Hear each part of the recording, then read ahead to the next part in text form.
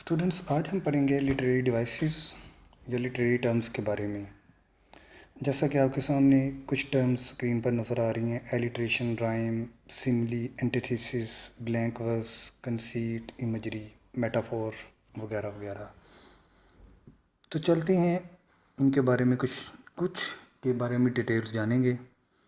और अगर मुकम्मल तौर पर आपको कुछ टर्म्स इनमें से नहीं समझाई जाती तो वो किसी और वीडियो में आपको मिल जाएंगी। उसका डिस्क्रिप्शन आपको जो लिंक है डिस्क्रिप्शन में दे दिया जाएगा। तो सबसे पहले चलते हैं लिटरेरी टर्म्स होती क्या हैं। ये डिवाइसेस होती हैं, टेक्निक होता है, स्टाइल है फॉर्मेटिंग यूज्ड बाय राइटर्स। ये स्यूड नहीं लफ्ज़ यूज्ड है, यहाँ स्पेलिंग में मिस्टेक है, दुरुस्त कर लीजिएगा। And speakers to masterfully emphasis, embellish और strengthen.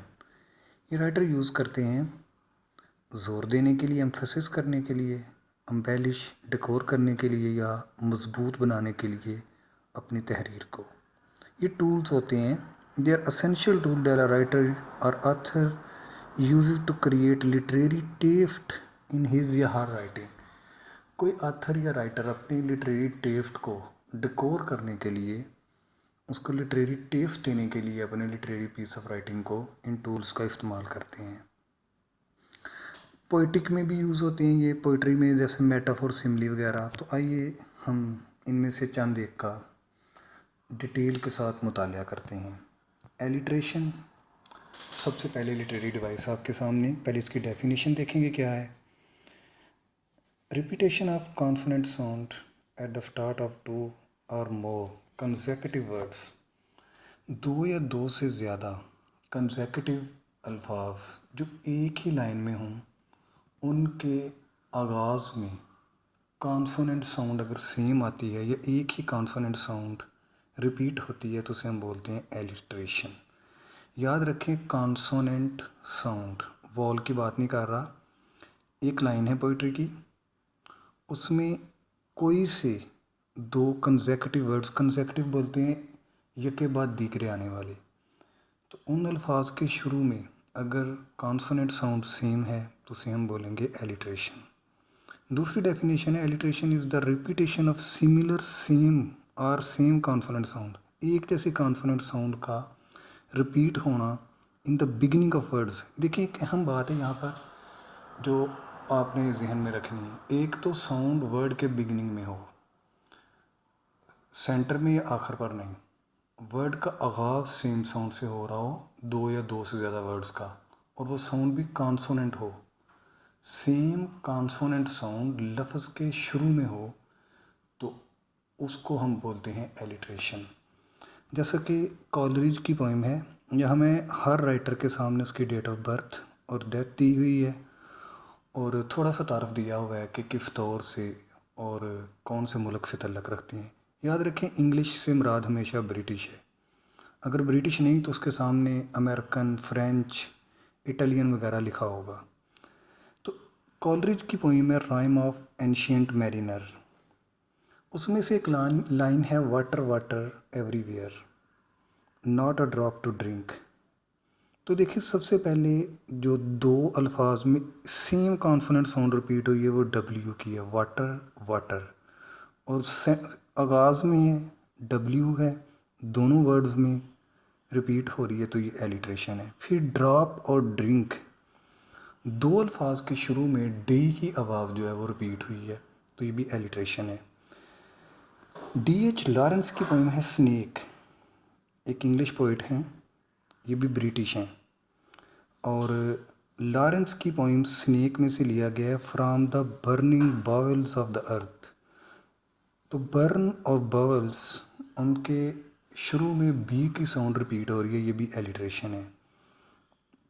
Lord उलिम्स daughter Thomas Campbell, जो कि यूके से हैं और ये स्कॉटिश हैं। देखिए, यूनाइटेड किंगडम के हैं, इंग्लिश राइटर नहीं तो मैंने इनके लिख दिया यूके से, और स्कॉटिश हैं।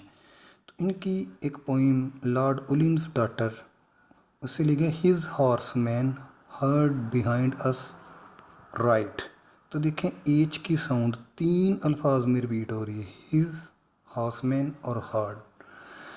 अब देखिए, यहाँ एच की जो साउंड रिपीट हो रही है, ये एलिट्रेशन की एक एग्जांपल है। इसी तरह पैराडाइज लॉस्ट जॉन मिल्टन की पोइम है। उसमें ऑफ मैन्स फर्स्ट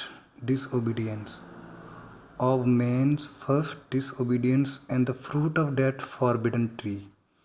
तो देखिए यहाँ फ की आवाज़ जो है फर्स्ट के भी शुरू में है, फ्रूट के भी शुरू में है और फॉरबिडन के भी शुरू में। ये रिपीट हो रही है तो ये एलिट्रेशन है। देखिए ऑफ के अंदर भी एफ है, लेकिन वो क्यों नहीं लिया गया, क्योंकि वो लफ्ज़ के शुरू में नहीं है। एलिट्रेशन के लिए एक शर्त ये भी है कि सेम साउंड लफ्ज़ के शुरू में हो, ना कि आखिर पर। अब हम 9th क्लास पाकिस्तान सिलेबस से एग्जांपल लेंगे डैफोडिल से वट वेल्थ। तो दोनों में डब्ल्यू की आवाज़ रिपीट हो रही है, ये एलिट्रेशन है। Besides the lake beneath the trees. तो देखिए दूसरी एग्जांपल में ब की जो आवाज़ है वो रिपीट हुई है और ये भी कॉन्सोनेंट है। और तीसरी में डांस और डैफोडिल्स अल्फाज में ड की आवाज़ रिपीट हो रही है। डी या ड में इसलिए बोलता हूँ क्योंकि हम फिनेटिक्स में डी नहीं पढ़ते, ड पढ़ाया जाता है। आप डी भी इसको प्रोनाउंस कर सकते हैं। तो ये था एलिट्रेशन के बारे में। आपको पता चला कि same consonant sound at the beginning of 2 और more consecutive words in a same line. एक ही लाइन में 2 या 2 से ज़्यादा कंसेक्यूटिव अल्फाज के शुरू में अगर कॉन्सोनेंट साउंड आए तो एलिट्रेशन है। एहतियात ये है कि साउंड आखिर पर नहीं होनी चाहिए, साउंड कॉन्सोनेंट हो, वॉल नहीं होनी चाहिए, ठीक है ना। तो ये आपने देखना है और सेम साउंड रिपीट हो रही है तो वो होगी एलिट्रेशन। इसके बाद हम पढ़ेंगे अलूयन। अलूयन होता है कि जब राइटर अपनी तहरीर में माजी से किसी मशहूर शख्सियत, किसी वाक़या, किसी किताब या किसी एंटिटी का हवाला दे देता है या उसका ज़िक्र करता है तो उसे हम बोलते हैं अलूयन। तो रेफरेंस और सजेशन टू अ हिस्ट्रिकल और वेल नोन पर्सन, प्लेस और थिंग, यानी हिस्ट्रिकल किसी प्लेस, पर्सन और थिंग का हवाला देना अपनी तहरीर में क्या कहलाता है, एलिट्रेशन। तो सबसे पहले मैं एग्जांपल दूंगा रेप ऑफ द लॉक, जो कि अलेक्जेंडर पोप की पोइम है। ये भी एक मायानाज राइटर हैं और इंग्लिश पोइट हैं, इट मीन ब्रिटिश हैं, ठीक है। तो इनकी पोइम है the rape of the lock. MA English part 1 के सिलेबस मोस्टली पाकिस्तान की यूनिवर्सिटीज़ में ये पढ़ाई जाती है। तो इसकी लाइन है not fierce Othello in so loud a strain roared of the handkerchief that cast his pain. तो ये अंडरलाइन वर्ड देखें, ओथेलो और हैंकरचीफ। दर हकीकत ये शेक्सपियर का एक प्ले है ओथेलो। उसमें ये दोनों, ओथेलो एक जर्नल है, जनरल था, और दूसरा रुमाल उसकी बीवी डेस्टिमोना ने उसको गिफ्ट उसने अपनी बीवी डेस्टिमोना को गिफ्ट में दिया था रुमाल। तो उस रुमाल का भी जिक्र किया गया और ओथेलो का भी जिक्र किया गया। तो दोनों तरीक़ से लिए गए हवाले हैं, हेंस हम कह सकते हैं ये अलूयन है। इसी तरह 9th क्लास के 2 एग्जांपल और हैं, पैराडाइज लास्ट में से है, ठीक है। वहाँ उसने म्यूस, ये पोइट्री की देवी है, उसका हवाला दिया हुआ है, ठीक है। औरब और सिनाई, ठीक है ना, ये 2 पहाड़ हैं, मशहूर जगह हैं, तो इनका हवाला भी अलूयन कहलाएगा। 9th क्लास के सिलेबस में मिल्की वे का हवाला दिया गया है, जो कि एक जुर्मट है, ठीक है ना। तो सितारों का जुर्मट, उसको मिल्की वे बोलते हैं, तो उसका हवाला दिया गया, इसलिए इसको हम अलूयन बोलेंगे। तो अलूयन का आपको पता चल गया होगा। नेक्स्ट चलते हैं एनाफोरा। एनाफोरा होता है repeat of the repeated use of a word at the start of 2 और मोर कंसेक्यूटिव लाइन्स।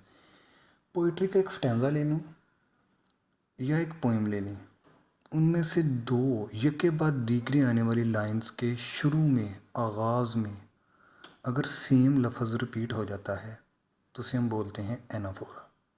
जैसा कि पैराडाइज लास्ट जॉन मिल्टन की पोइम है, उसमें से एग्जांपल ली गई है, as far removed from God and light of human as from the centre of thrice to the utmost pole. तो दोनों लाइन्स के शुरू में एक लफ्ज़ रिपीट हुआ है एज, तो ये एग्जांपल है एनाफोरा की।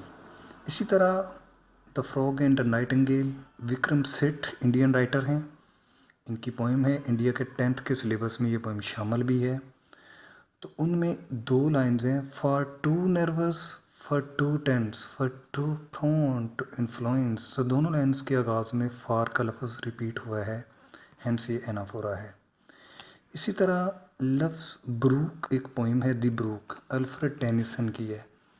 इंडिया के 9th क्लास के सिलेबस में ये शामिल है। उसके आगाज़ में दोनों लाइन्स के एंड का लफ्ज़ जो है रिपीट हुआ है, इसलिए ये भी एनाफोरा की एग्जांपल है। नेक्स्ट एग्जांपल है पाकिस्तान के 9th क्लास के सिलेबस से, डैफोडिल से। चूँकि ये वीडियो स्पेशली तौर पर मुझे कुछ टीचर्स ने कहा था कि सर 9th क्लास में लिटरेरी डिवाइसेस पर कोई चीज़ बनाएं, तो मैंने इसलिए साथ 9th के लिए मखसूस नीचे एक अलग से ब्लॉक बनाया जिसमें मेंशन किया गया 9th क्लास के सिलेबस में शामिल है। ठीक है, तो डैफोडिल्स में एक लाइन है, and then my heart with pleasure fills and dances with the daffodils. ये एंड पर लाइन है, मेरे ख्याल में पोइट्री की एंड वाली लाइन्स हैं ये, तो उनमें एंड का लफ्ज़ जो है वो रिपीट हुआ है। एनाफोरा की एग्जांपल है ये भी। 2 लाइन्स में दोनों में एंड का वर्ड सेम है। नेक्स्ट हम आएंगे एंटीथीसिस पर। तो याद रखें एंटीथीसिस क्या होता है। The use of opposite word in close placement. 2 अल्फाज ऐसे हों जो मानी के लिहाज से एक दूसरे के अपोजिट हों, लेकिन वो बड़े करीब करीब एक दूसरे के यूज़ हुए हों। Antithesis the figure of speech in which direct contrast of ideas is presented. यानी आइडियाज़ का कंट्रास्ट आ रहा हो तो वो भी एंटीथीसिस है। एंटीथीसिस का मानी होता है एक दूसरे के अगेंस्ट। तो एग्जांपल लेते हैं, एक सिंपल सी एग्जांपल है, किसी मखसूस राइटर से मखूज़ नहीं, समझाने के लिए है। You are easy on the eyes hard on the heart. कहते देखूँ तो भले लगते हो, दिल में समाऊँ तो अच्छे नहीं लगते। तुम आँखों पर तो बड़े ईजी हो लेकिन दिल पर बड़े भारी हो। तो देखें, ईजी और हार्ड दोनों एक दूसरे के उल्ट आइडियाज़ हैं, हैंस ये एंटीथेसिस है। इस तरह पैराडाइज लास्ट से एक लाइन है, in the beginning how the heavens and the earth. Heavens आसमान को बोलते हैं और अर्थ ज़मीन को। ज़मीन आसमान एक दूसरे के अपोजिट हैं, तो हैंस ये भी एंटीथेसिस की एग्जांपल है। इसी तरह the frog and the nightingale से है, एक लाइन है आपके सामने, every night from dusk to dawn. Dusk सुबह को बोलते हैं और डॉन मगरिब के, और मगरिब से थोड़ी देर पहले जब सूरज ग्रूब होने वाला होता है उस वक्त को बोलते हैं। तो मगरिब का ये वक्त और सुबह का आगाज़ का वक्त जो डस्क है, ये दोनों एक दूसरे के अपोजिट हैं, हैंस ये भी एंटीथीसिस है। इस तरह पाकिस्तान 9th क्लास के सिलेबस से लिया गया है, valleys and hills that float on high over valleys and hills. Valleys बोलते हैं वादी, ये नशीब जगह होती है, जबकि हिल्स पहाड़ एक बुलंद मकाम है। तो ये भी दोनों एक दूसरे के अपोजिट हैं, हैंस हम इनको एंटीथेसिस कह सकते हैं। इसी तरह जब भी कोई 2 अल्फाज ऐसे आएँ जिनका मतलब एक दूसरे के उल्ट हो तो हम उसको एंटीथेसिस बोलते हैं। इसके बाद एग्जांपल है एसोनेंस। एसोनेंस की डेफिनेशन ये है कि repetition of a wall sound with in a sentence. एक जुमले में, पोइट्री के एक जुमले में अगर वॉल साउंड रिपीट हो रही है तो उसे हम बोलेंगे assonance. The repetition of similar wall sound in a sequence of nearly words. तो ये भी एक ही बात है कि वॉल साउंड का रिपीट होना एसोनेंस कहलाता है। जैसे कि ट्विंकल ट्विंकल लिटिल स्टार एक मशहूर पोएम है बच्चों की, जिसमें आई की जो साउंड है वो रिपीट हो रही है। इसी तरह all the words of stage की पहली लाइन में आप पढ़ेंगे all the words of stage, ये बाय शेक्सपियर की पोइम है। And all the man and women merely players, यहाँ ई की साउंड रिपीट हुई है। They have their exist and entrances, और यहाँ भी ई की साउंड रिपीट मैंने अंडरलाइन की हुई है। 9th क्लास के सिलेबस से जो लाइन ली गई है डैफोडिल से, पहली एग्जांपल है beside the lake beneath the trees. तो इसमें ई की साउंड अंडरलाइन की हुई है, बी के बाद, बी साइड में, और बीनीथ में भी बी के बाद। फिर डैफोडिल से दूसरी लाइन है होस्ट ऑफ गोल्डन डैफोडिल्स। तो एच के बाद ओ और जी के बाद ओ, दोनों वॉल साउंड रिपीट हुई हैं। तो याद रखें वॉल साउंड का रिपीट होना कहलाता है एसोनेंस। तो डैफोडिल्स में पहली लाइन में ई एक वॉल साउंड है जो रिपीट हुई है कंसेक्यूटिव वर्ड्स में एक लाइन में, और दूसरे में ओ साउंड रिपीट हो रही है। तो हैंस ये दोनों एग्जांपल्स हैं एसोनेंस की। नेक्स्ट जो टर्म्स हैं उनके लिए अलग वीडियो मैंने बनाई हुई है, आप उसको देखें और आपकी वो टर्म्स भी क्लियर हो जाएंगी।